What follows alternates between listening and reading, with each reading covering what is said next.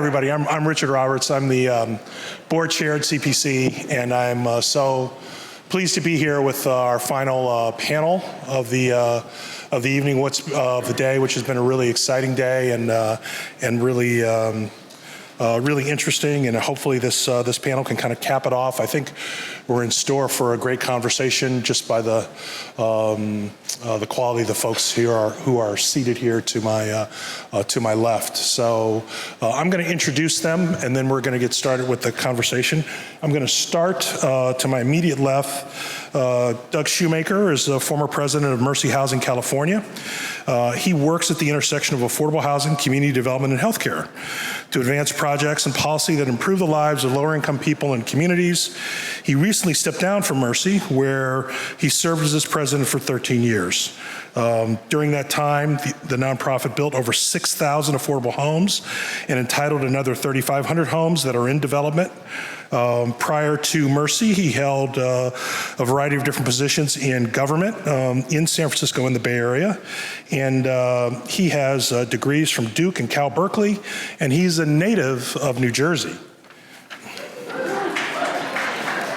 Not as bad as a response for Detroit, but very bad. There you go. Jamar Adams is seated to Doug's left.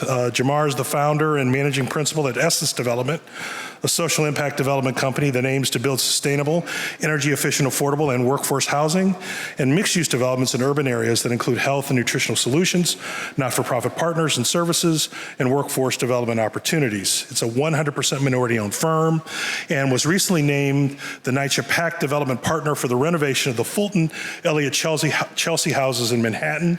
It's a huge development here and was quite a big deal when his firm was selected. Prior to founding Essence, Jamar was a vice president of New York development at Related Companies. And before his time as Related, Mr. Adams played in the National Football League with the Seattle Seahawks and the Philadelphia Eagles. He is a graduate of the University of Michigan. He's a graduate of the University of Michigan and sits on the board of their Alumni Association and its Lead Scholars Program. Welcome, Jamar. To Jamar's left is a man for us New Yorkers, and for those of us who follow this arena, really needs no introduction, but I'm going to do it because it's so well deserving. He is a CEO and president of Enterprise Community Partners. His name is Shaun Donovan.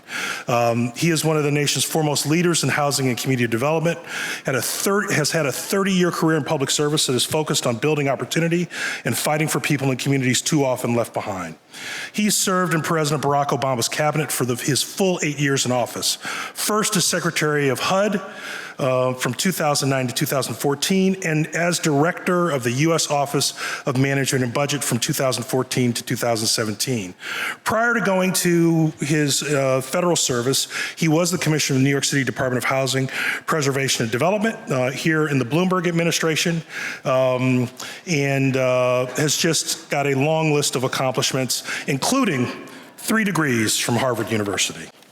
Shaun Donovan, a native New Yorker.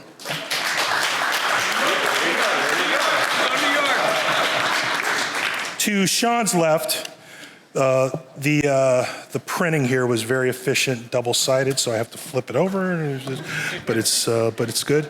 Jeremy Johnson, who's the head of Citi Community Capital.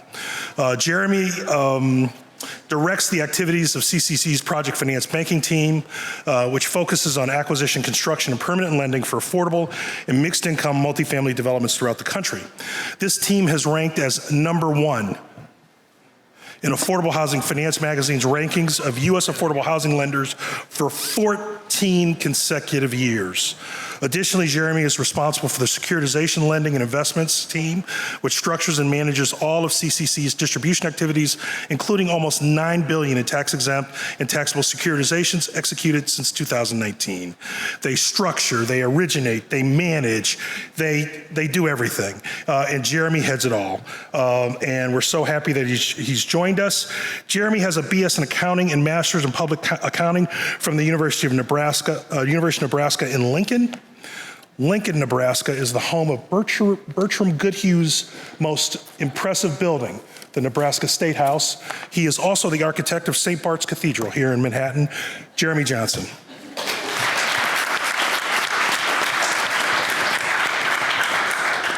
Amy Hovey is the first woman to serve as Executive Director and CEO of the Michigan State Housing Development Authority in the agency's 58-year history.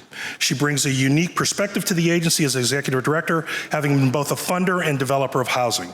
Before joining the agency, she worked at the Charles Stewart Mott Foundation, where for 6 years she directed special projects in Flint, Michigan.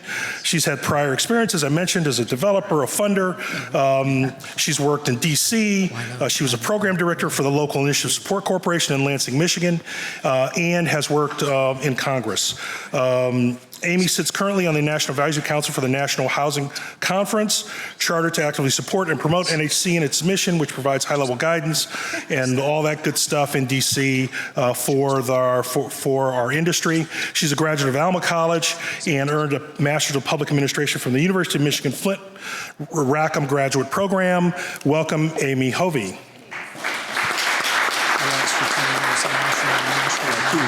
Now, I'm going to take a seat and we're going to have a conversation. So we're going to shift to the mic, I guess, on my body so people can hear me. Great. And it worked seamlessly. So, folks, it's great to have you with us. Today has been about innovation. And I was just wondering if we could just kind of pull back, because we've heard a lot of specifics today, but if we could just kind of pull back and talk a little bit about innovation generally. I'm going to start with Mr. Shoemaker, because you actually live in the area where everyone claims that innovation, it's the ground zero for innovation in the Bay Area, right? So in your experience, what makes innovation happen and what stymies it? And then we can hear from some of the other panelists about this whole topic generally about innovation, and then we can move on. Well, I don't know that I have any brilliant things to say about innovation tied to the tech world, other than that if you want to get philanthropic funding in the Bay Area, you have to tell them you're innovating. But very clearly, I think one of the hardest things to do in our field, and probably every field, is to figure out how to keep your head up on the horizon and not always down, looking at the project specifics and the like. So I think part of the challenge is just having both perspective and space for that, and understanding what it is that the major issues facing our field are. I won't go on that, but other than that, I think that the hardest thing I've noticed in government, but also working in a large nonprofit, is it's really hard to innovate within the context of an existing business approach. And that's not my idea. Like Clayton Christensen has written like 12 books on this topic.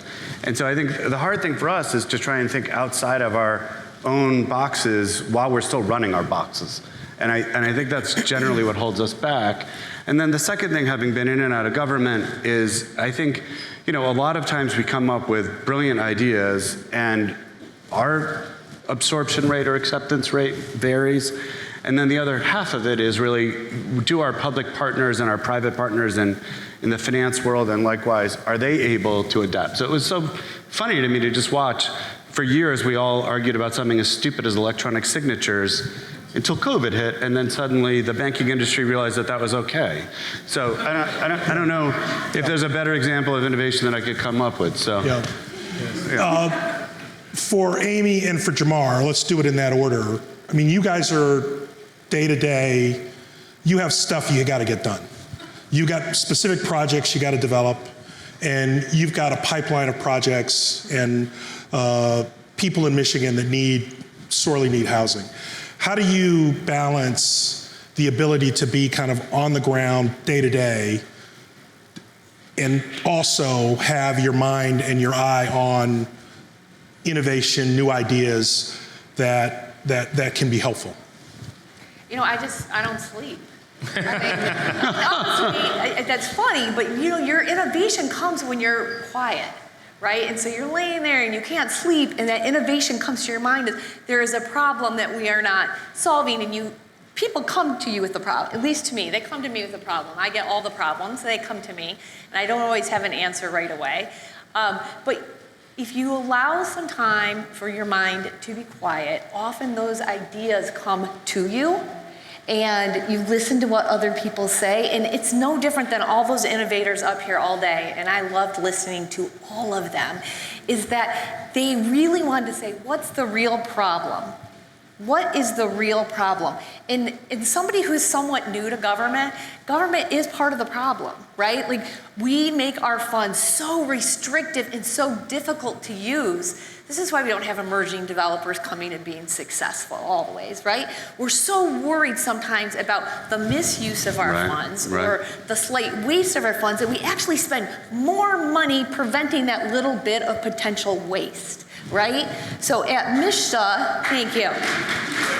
We work really hard at how can we get the most flexible funds available to be responsive to what people want to develop, rather than creating these little box programs that they are forced to fit into. Great.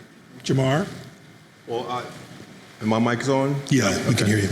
Well, I just hope that everyone that was all recorded what Amy said, so she can keep that same energy when we come in and try to work with your agency, because that becomes really important.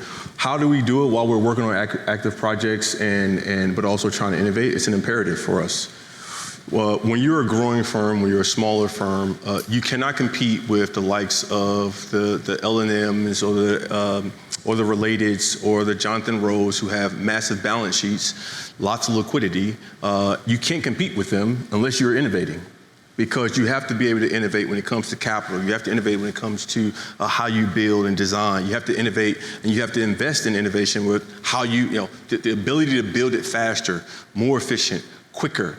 And so for me, the innovation is an imperative for us to continue to grow. The innovation is an imperative for us to compete in this industry, because we don't have the largest balance sheet. We don't have tons of liquidity. And so we always have to be thinking about, what is the most efficient way for us to finance this project? What is the most efficient way for us to even get the project? And so to me, the innovation comes from an imperative that you do have to have some time, right? You have to take some time away to not think about the box you're living in and how everyone else is doing it. But to get the deal done for us, to get the deals that we have done, we have to innovate and think differently.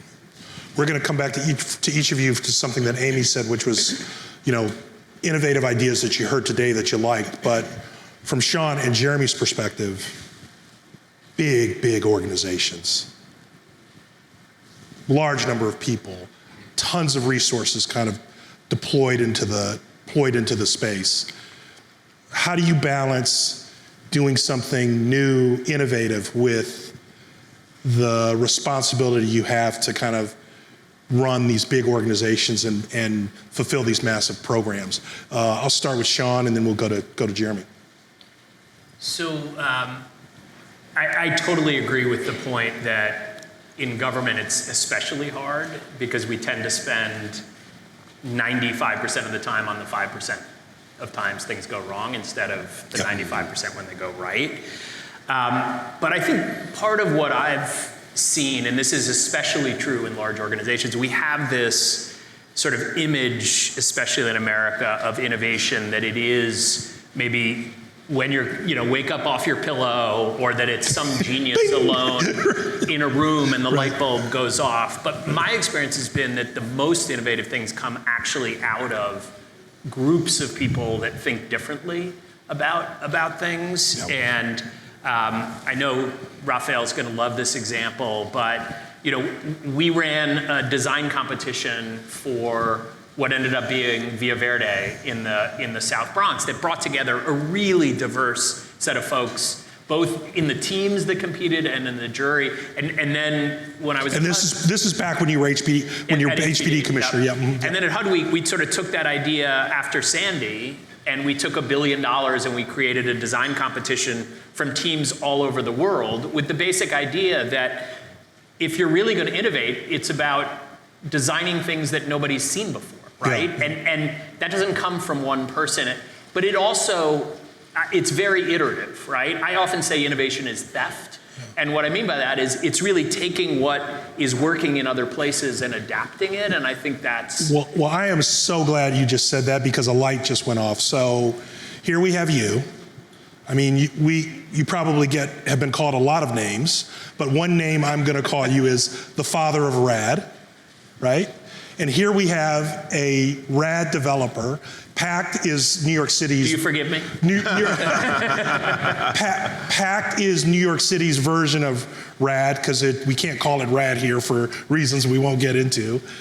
Tell tell us about at HUD innovating RAD. Give us that story just quickly, because it ties in so neatly to what Jamar is actually doing on the ground. Yeah, so let me say one other thing about innovation. I think we focus so often on the first idea or the first version. And I think especially and we'll come back to this later, I'm sure, but when you're talking about a problem where we're millions and millions of housing units short in this country, it's one thing to create an idea, but there is a huge amount of generally less sexy innovation in scaling things, right? And I think to come back to the HUD question, part of what led to RAD was looking at this problem of, we've had all of these small experiments, and they're not that small, but Hope 6,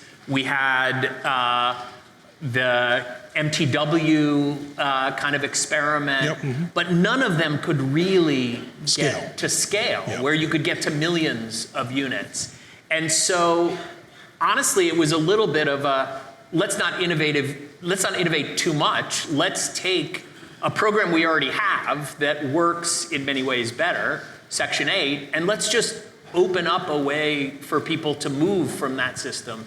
Now, there was a bigger idea behind it, which was a political idea that, frankly, public housing hasn't had constituents more than the residents and public housing authorities. Very different from Section 8, which has, a whole big tent of supporters and trying to sort of draft on that politics. But for me, it was about what could actually scale rather than what would, maybe be the first small idea that might be more deeply innovative but might not get to scale. So the last thing I just want to say is I think culture and leadership are incredibly important in this. And just one Mike Bloomberg story, the first time I really screwed something up at HPD, I got a call. I was walking from Gold Street over to City Hall for a meeting, and I got a call from Mike on his cell phone, on my cell phone, which didn't happen very often, so I was nervous.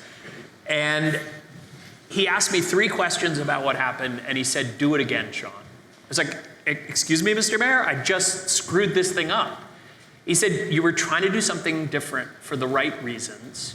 Keep doing it."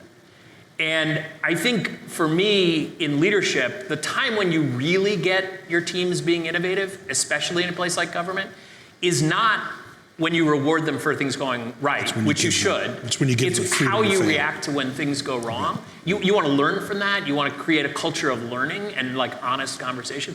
But you also have to not punish people when they're actually trying to do things a different way. That's great. Jeremy, so the question was, big organization focused on innovation, but before you speak, I want to mention something. So I don't think there's any, and Raphael can correct me if I'm wrong, I don't think there's any conversation about CPC being around for 50 years that can't include flowers and accolades for Citigroup and Citigroup's steadfast support for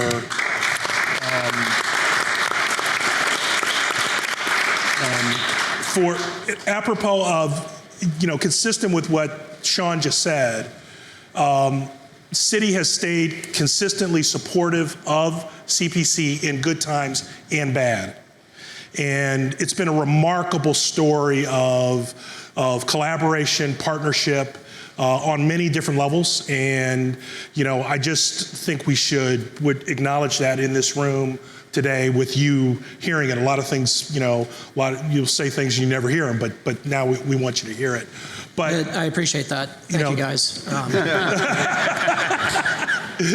Tell us a little bit about, how you view innovation. And one of the things you mentioned to me when we talked about this yesterday was innovation that was happening that even away from your institution in a kind of in a different context is something that you're seeing and focusing on. Well, the interesting thing, as Shaun was, and we did not talk in advance of this actually, but as Shaun was talking through his experiences with innovation, it must be because we've both been at large organizations and experienced the same thing. It really resonated with me in that my experience with innovation is not that we had this thunderbolt and this idea that occurred to us all at once. It was incremental in nature, and that incremental innovation, that incremental change, in and of itself may not have really been viewed as that material, but as you continue working through the process and continue making those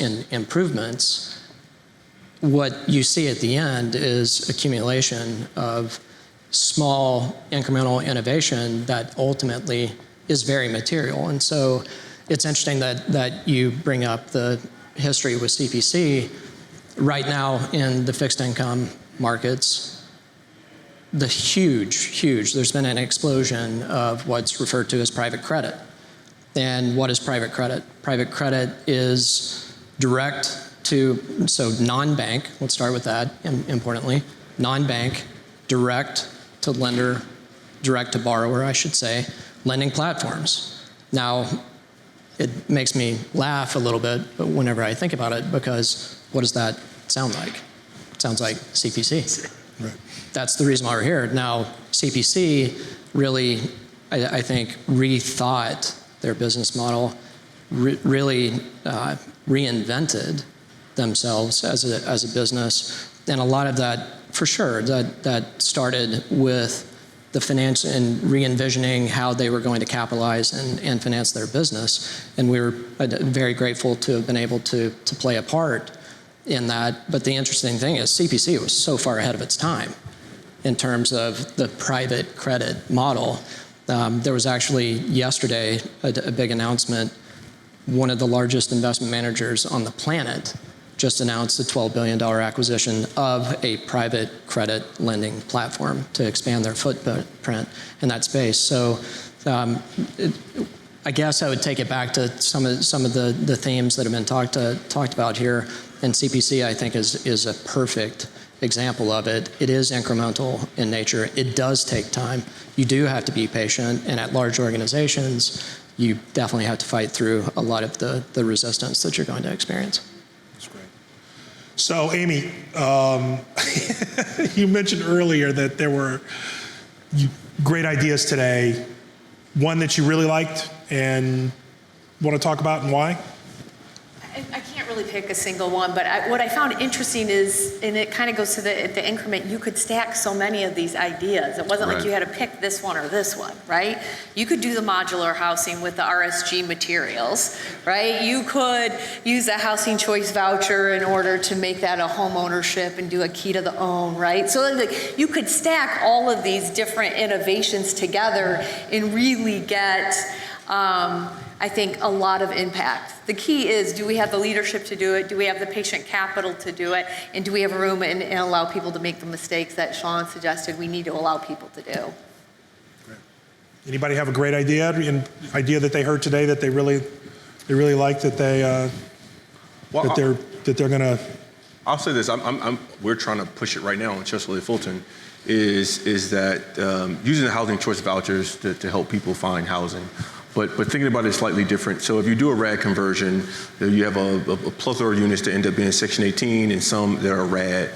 The point that we're talking to elected officials about and trying to pilot is the ability to say, okay, right now the Section 8 program, unfortunately, is kind of punitive to families as they make more money.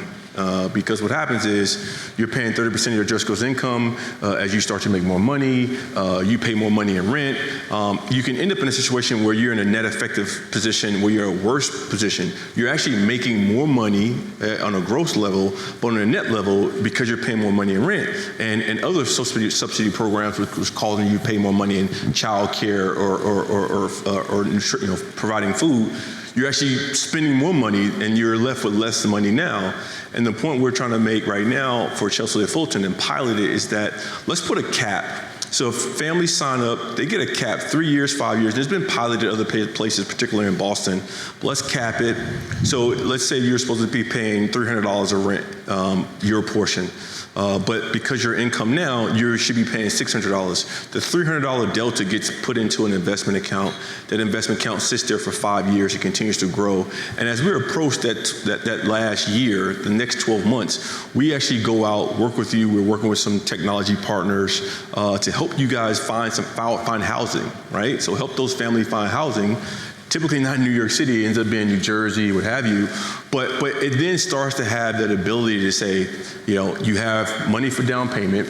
We've been working with you from a program perspective of thinking about how you manage your spending so that you can pay your mortgage payments. But then it's an opportunity to create family net worth. And so families are able to purchase housing, and then the Section 8 HUD provides that family with a housing choice voucher. So now they actually have the money to assist with making their mortgage payments as well.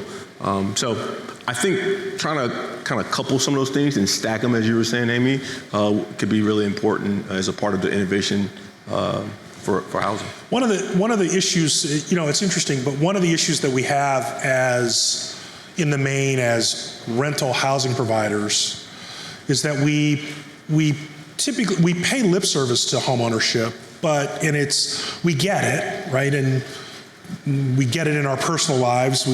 But it's not a really comfortable conversation. We don't really embrace the strategies that are necessary to move renters to homeowners.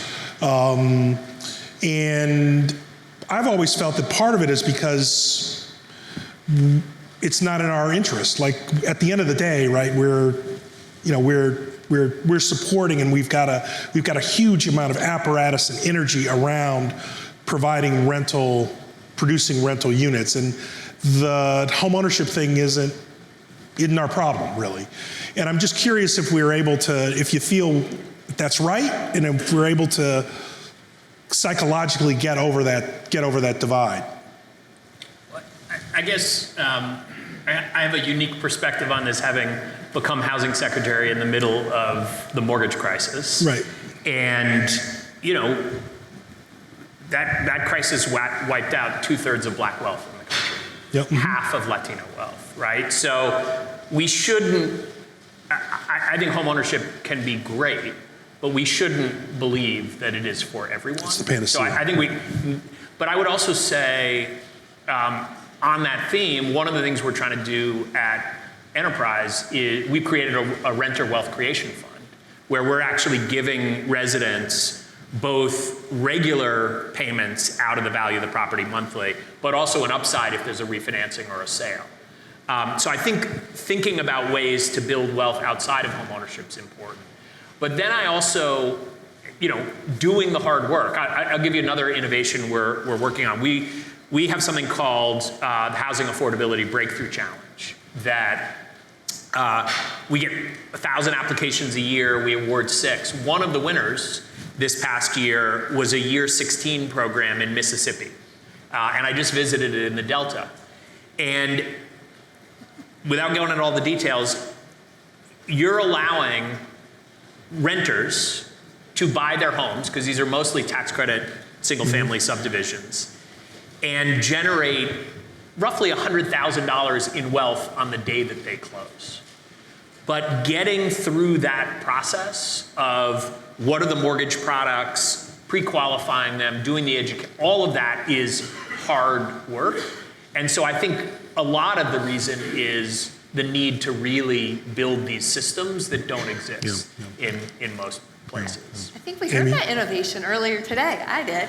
That exact project. And I think there is a role for government back in that too. Like really, I appreciate what you say about what happened in 2008, right? And that was just awful to so many communities and our nonprofit industry, I think as a whole, in the affordable housing arena. But we have seen over the last couple of years, people getting price out of their rental, right? Because they don't have that secure housing price. All of a sudden their rent's gone up 25, 50% in a year, they can't afford it. Even housing choice voucher holders who've been in their same rental unit for 10 years are getting priced out, right? And then they have, back to, somebody talked about this earlier, you have a voucher and you can't find a unit. You know, can we more effectively use the Housing Choice Voucher and the Key to Own program to set people up for successful home ownership so they have a steady, stable housing payment? Is that something that we could take some of these innovations and use to really look at how do we get more funding into home ownership? Because it does stabilize families. Yeah. But I would say this, like, I'm a developer of multifamily. Like, my interest is in owning rental property, right? But I think we all have something that we have to think about, is that we're all a part of this amazing country, and our job is to find ways to make other people's lives better, and whatever we're doing. That's what we all should be thinking about. And to me, I grew up in public housing, then we moved into affordable housing, and my mom bought a house for $47,000, right? And my mom paid that house off 2 years ago. And like the house now, the community, they're calling her all the time trying to buy it for $400,000, okay? 10 times, right? 10 times what she paid for it effectively. And that wealth creation, like when my mom dies, and I always frame this, my mom never went to an integrated high school. She grew up in South Carolina. South Carolina was the last state to adopt Brown v. Board of Education. So she never went to an integrated high school. Right? She went to a black-only high school the entire time. Wasn't the case brought in South Carolina? Huh? Wasn't the case? Yeah, but it was not enacted until 1971 in South Carolina. Yeah. So the problem is, like, we all have to think about how we get families. To your point, not everyone is for a house and is not set up that way. But as many families as we possibly can, particularly in the black and brown communities, to get into those positions. And if they're put in the right house with the right mortgage, with the right mortgage product, with the right interest rates, all those things, it could be an absolute amazing opportunity to create real wealth. And what happens with that wealth? We know those families, when something happens to my mom, my brothers and sisters will be able to then invest with their kids. Maybe they can send their kids to a charter school, a private school. Maybe they get to invest, send their kids to a university without having to take on a school debt. Those sort of things then start to create generational wealth in these communities. And that's what we have suffered for so long. And that's why we need to get a lot more families into those housing units if possible, and use all the existing products to try to figure that out. And again, we're gonna find a way to do that at Chelsea at Fulton. But again, we have to work with the government, right? The government has to give us that pilot opportunity to pilot the program. Doug, you were going to say? Well, at the risk of changing direction, I live in San Francisco, and I've done a lot of work in LA, and so like one of the major issues that I think we focus on in California is housing insecurity and its relationship to homelessness. The other thing I think a lot about is just sort of like as much money, what, $2 trillion, whatever it is, that's flowing through community development, affordable housing on an annual basis. It's a lot of money, and in many parts of our country, we're not closing the affordability gap. We're just not. We're doing great work. I'm sure everyone in this room does great work, or most of you. You know who you are if you're not. But we really have sometimes become hostage to our own tools, right? And so what was great about the panel was generally thinking about how people are trying to think outside of that. But for me, and I think Shaun, I might have stolen this from you at some point, but mine's better now. So, but it is this issue where like we're so focused on the idea that every household or person has to have their own unit. And it's trapping us in a system in which we're just really focused on this unit issue. And so I really love the pad split idea for a lot of reasons. One of the biggest health issues facing all seniors is isolation. It has a more dramatic impact than smoking. And yet we have this opportunity, right, to think about how we might pair seniors with more than adequate housing with roommates. My dad has done this in a different setting, but I think part of what we all need is a validation and some sort of sense that if something goes wrong, there's a way to help us through it.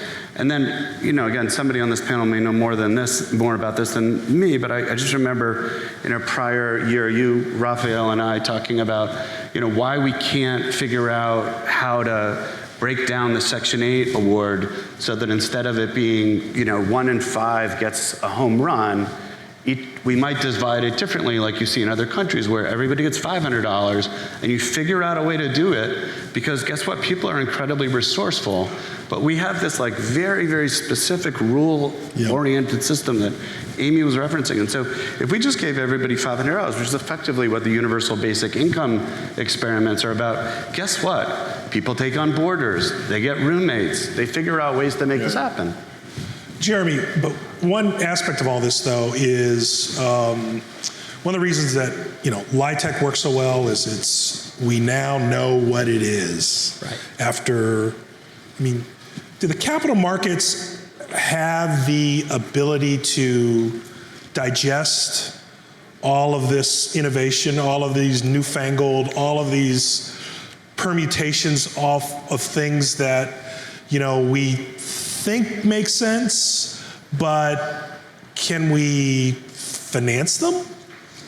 Yeah, so great, a number of great questions. I would say you mentioned LIHTC in particular, and when I think about the way that in financial markets you ultimately move towards much tighter pricing, and let's be frank, tighter pricing means more units. It just does. And so the way that you see that is you take the fragmentation of the market and you create a more integrated market, a market that has much more liquidity. And so LIHTC has a perfect example. It's one of the most, in my opinion, one of the most effective and efficient subsidies that we've seen. It's directly into the development of more affordable housing units. And so from that perspective, great product, but you cannot sell it to retail. You cannot, selling LIHTC in and of itself is a challenge because it's a partnership interest, right? It's an LP interest in a partnership. And so do I think that the financial markets could adapt to a new product? You're certainly seeing it on the clean energy side of the business. Do I think that the markets can adapt to those new products? Sometimes, as Shaun alluded to earlier, the financial markets adapt a little too quickly to some of those innovations. But I really think that we could make real improvements to the way that, for example, LIHTC is structured that will result in more liquidity in those markets, will decrease pricing, increase pricing, not decrease yields. And that does really bring some of these gaps that you see in development budgets much tighter to being able, those developments to be able to move to fruition. We're learning a lot from the credits in the energy space that came as a result of the IRA. And to a certain extent, they're cannibalizing the capital markets appetite for LIHTC. And one of the things that we were talking about earlier in the back was that you're now seeing a situation where there seems to be a little bit of a disconnect for us in this industry in terms of what we're advocating for in Washington. We're advocating typically for more credit, more LIHTC, as opposed to better LIHTC that might be more competitive with other credits that are on the market, maybe shorter duration on the credit flow, transferability provisions that might be more things like things that might make it more attractive and maybe stem the tide of the flow of some of the capital out of LIHTC back into that sector to make it more competitive with some of the other things that people are buying. That gets us to the, what is it, the elephant, is it the elephant in the room? Is that the right, Okay. Elephant in the room. Symbolic? Yes, Yeah. So change is coming. If you hadn't heard. If you've been under a rock. Yes, change is coming. From where we all sit, do we see opportunities, or do we just see what's a SWOT analysis? What is it? It's strengths, weaknesses, threats. Opportunities, and threats. Do we only see threats, or do we see opportunities? And I know you've been passionate on this, Shaun, so I'm going to start with you, because you see opportunities, I think. Yes. Also see threats. Okay, all right, just to be clear. But, and this is, for me, the most interesting of the innovations Questions. I'm seeing right now, and particularly going back to the point I made about scale. And it ties a little bit to what Doug said about we can all do great work, but if our housing shortage in this country keeps growing, we are going to be swept aside in terms of the benefits we can have. And we estimate that shortage at 7 million units now. There are other numbers out there, but we think that's what we need at Enterprise to truly get to affordability. And what I think is really interesting about this moment is that there is more bipartisan convergence that we need to fix the supply problem than I've ever seen. And I think it's pretty basic. The affordable crisis we're having right now in this country is deeper than it's ever been, and you can count the number of our neighbors sleeping on the streets and in shelter, or the rent increases during COVID, or any of the other record numbers. But I think more importantly, it's broader than we've ever seen. And I had a fascinating conversation with the governor of Montana this summer, Greg Gianforte. Conservative Republican, just got reelected in a landslide. And he just basically eliminated single-family zoning and parking in the parking requirements in the entire state of Montana. Overruling home rule, everything. And I said to him, Governor, what's the politics for you in doing that? And he looked up he had more dead animals in his office than I've ever seen in one place in my life.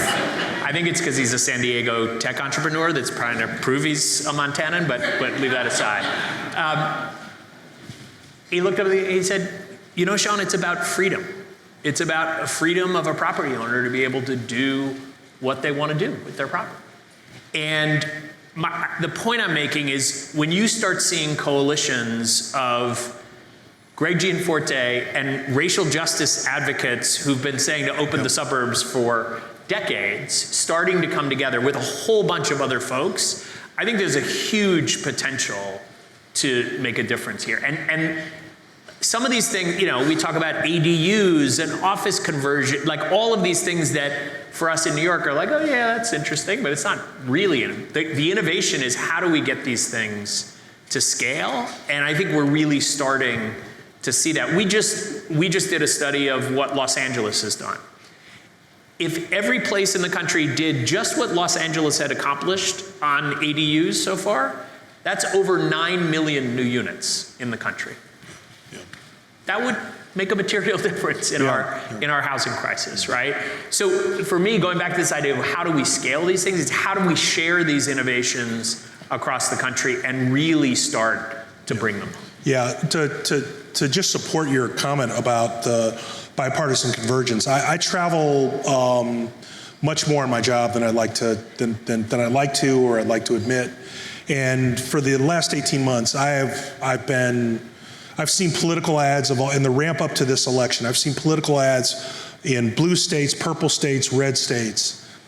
Every elected official of every stripe has affordable housing as a talking point, from Lake of the Ozarks to South Florida, and it's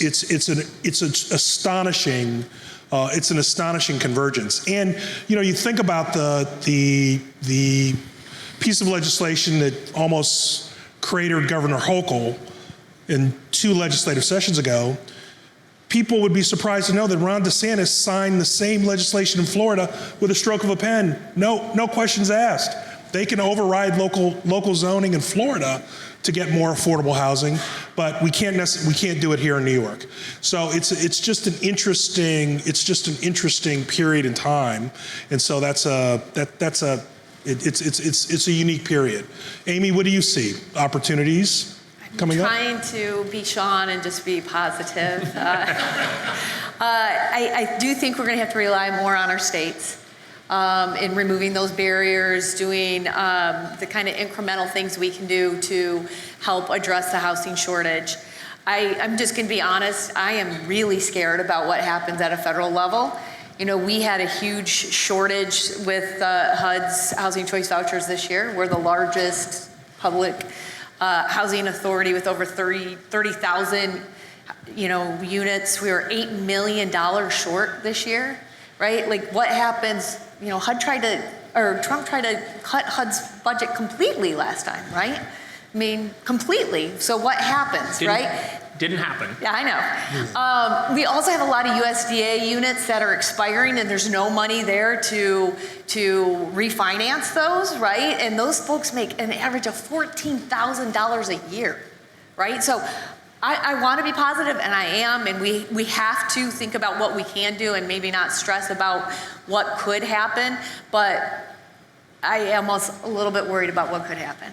One other specific threat, Jeremy, when corporate tax rates, when the corporate tax rates went from 35 to 21%, it essentially really impacted the LIHTC market, because people don't understand it's a tax shelter, and if you have less corporate tax, you value shelters less, and you have less need for them because you're paying less taxes and so forth. So the proposals that have been floated, or the assumption is that the 21% rate will at a minimum remain, or could possibly go to 15, which would, I don't know how you would view that inside your institution, but just curious as to what your reaction would be to that. So I won't speak specifically for the institution. Yes. And let me give here's my opportunity to point out that CPC is a nonpartisan organization. It does not take political positions of any type. Thank you very much. So the interesting thing, I genuinely do not believe that it is going to be possible to wholesale go from 21% to 15%. It's not going to happen. Right. And I would definitely put it into that category. However, the ideas that I've seen floated in terms of a 15% corporate tax rate are principally focused on manufacturing, right, and manufacturing companies. Right. And so, look, for the broader investor market, now, I will say this, Richard, having said that, probably 2 days after the election, I had our team running stress models on our existing LIHTC portfolio, because I was probably going through PTSD on the move from 35 to 21. It was a good exercise. It was a good exercise, however remote I think that it is. But look, right now, in terms of, am I optimistic, pessimistic, moving away from more of the policy side, which frankly I would be a little bit more on the optimistic side because of how much bipartisan support I've seen for affordable housing. It really is bipartisan. I lived almost 20 years, 10 minutes away from this building, and I moved to Tennessee. It doesn't get much redder than Tennessee, and affordable housing is constantly talked about in Tennessee. And so I really have more of an optimistic view from that perspective, but I also have some optimism in terms of the ways that I'm seeing both borrowers and capital providers adapt to what seems like it's going to be a little bit of a new normal as far as where we are in terms of costs, inflation, and where we are as far as interest rates. Do I think that the Fed is going to bring some rates down to provide relief? Yeah, but I think that we're probably going to be higher for longer. And I've seen a lot of adaptation to that. I've seen a lot of new private capital sources coming into the affordable space, sell leasebacks of land beneath affordable housing. You may have seen that in conventional commercial real estate markets. You did not see it as much in the affordable space. Ground lease strategies as well. Ground lease strategies, exactly. And so, yeah, I think definitely there are some things that have been floated that gave me an initial pause. But when I take the full information perspective, I'm pretty bullish on the direction at least the markets are going and the way that I see innovation happening in our space. Great. We had a great system here where audience members were permitted to put questions on cards. We're still taking those if you have them, but I was just given some great questions, and so as opposed to the questions that might have been provided to the panelists in advance, here they have not had an opportunity to prepare or to think in advance about their answers, and so let's see what happens. This question is for all panelists. 50 years ago, housing in the U.S. was in a very different place than today. Where do you hope housing will be in the next 50 years? Anybody? Why don't we start right here? Oh no, that was just me. Let's see. I feel like I'm. Now you can answer anything, because unless you are taking some magical elixir from that's been developed in the Bay Area, yes, you won't be here. No one will. You won't be here to answer for your answer. So go for it. As you know, California is famous for magical elixirs.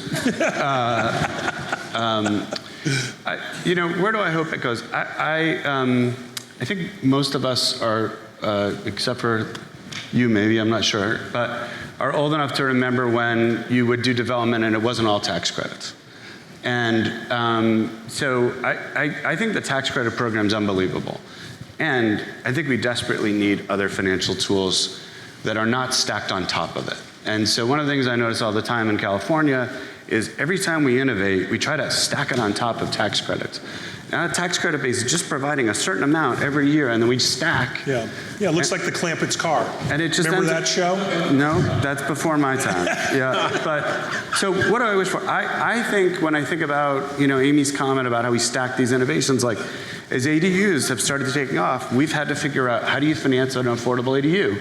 How do you make sure you don't over-regulate ADUs? And so I think to the point about YIMBYs and, we had a presidential candidate talking like a YIMBY for, the month that she was running for office. I think that there's a lot of opportunities for us to think about how different types of housing might be produced in different areas, and the tax credit program isn't going to be the answer financially to all of those. It can't be. And so what I hope for is that we, as a field, are not so tied to the industry elements of the tax credit program that we can't see that we're not solving the whole problem with that work. And how can we innovate alongside it without it be seen as a threat to LIHTC, but rather as a complement? And so maybe that's not 50 years, but I think that's what we need for the next 10. So, Jamar? Well, you said hope, so I'll just say Hope. something. Yeah. Hope, I hope that,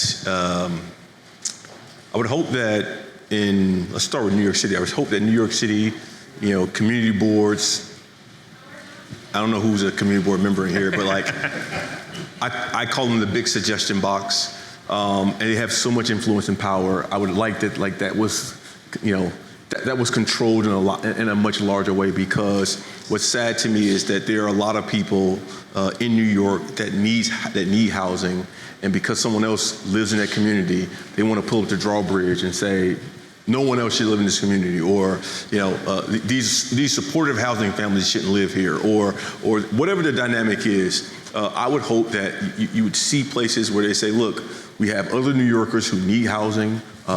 We need to find a way to allow that to happen here, and that is, kind of omnipresence across New York City. That should happen in Manhattan. That should happen in the Bronx. Should happen in Queens, etc. And then I would say that, I would hope across the country, which I see a lot of this, which is unfortunate. I would just hope that every American, if you have a home, right, that you live in a clean, environmentally hazardless or eliminated space. There are so many homeowners who have mold and their pipes are extremely bad, and so they're drinking water that is not good for them. And so I just hope the whole level of housing is elevated in this country. While people are allowing people to build housing or multifamily housing, that then the level of housing is elevated from a sustainability perspective and an efficiency that once it's built, they actually can get in a timely manner. Great. Shaun? What do you hope for? I would build on that and say we treat housing as a human right in this country. Yeah.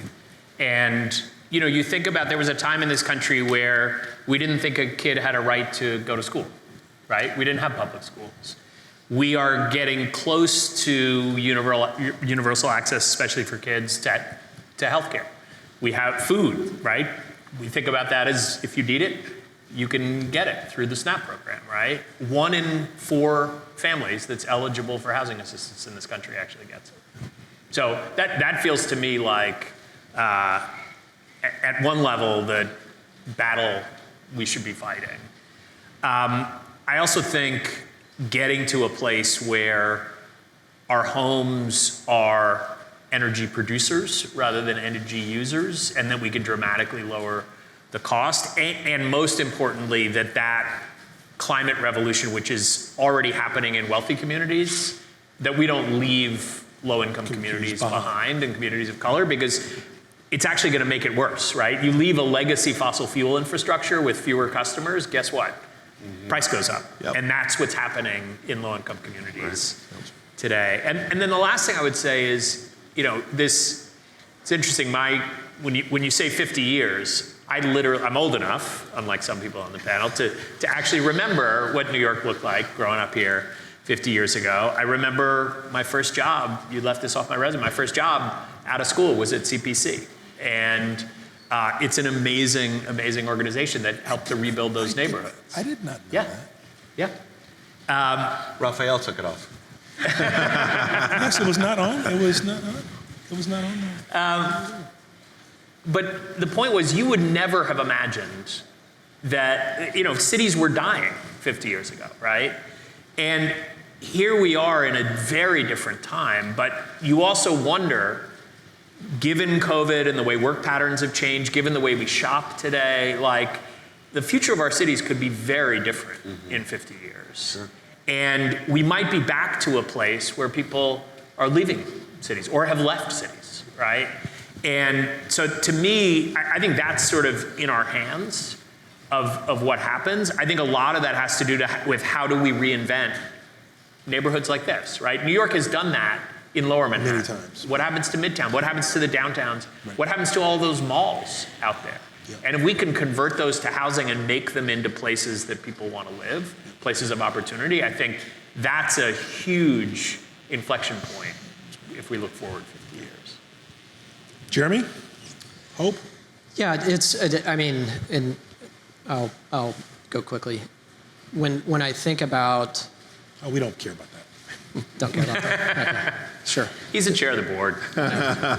Richard, we are the only thing standing between exactly. Cocktails, this group exactly. and cocktails. The cocktails are the motivation, yes. Yeah. So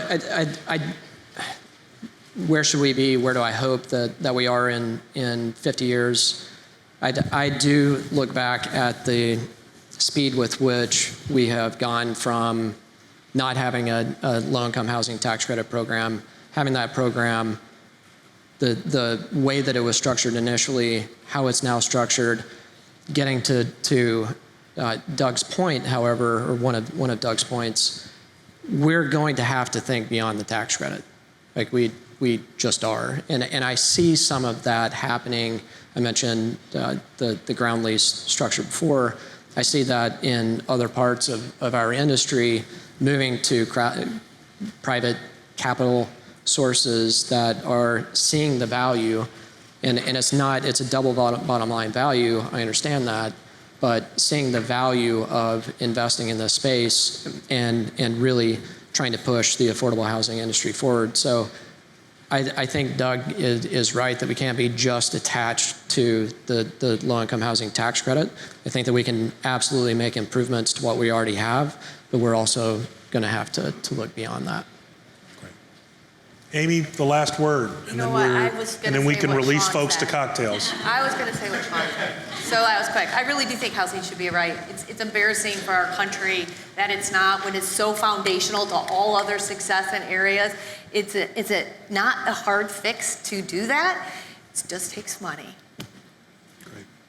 So I just can't thank the panelists enough for what was a tremendously interesting conversation. And I want to thank you all for your rapt attention and your questions and your engagement.